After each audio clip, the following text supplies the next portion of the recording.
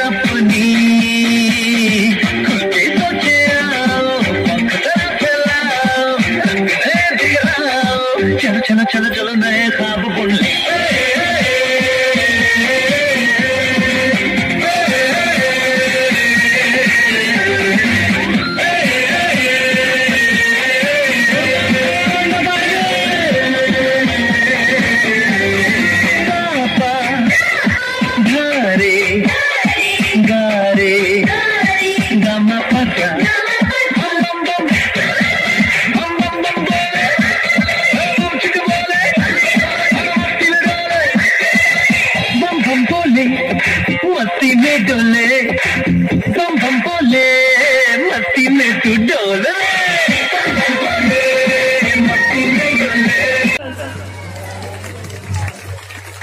आभाळाच्या उंचीचं तसंच सागराच्या खोलीचं अवघा संस्कृतीचं आणि मराठी बोलीचं हार्दिक हार्दिक स्वागत.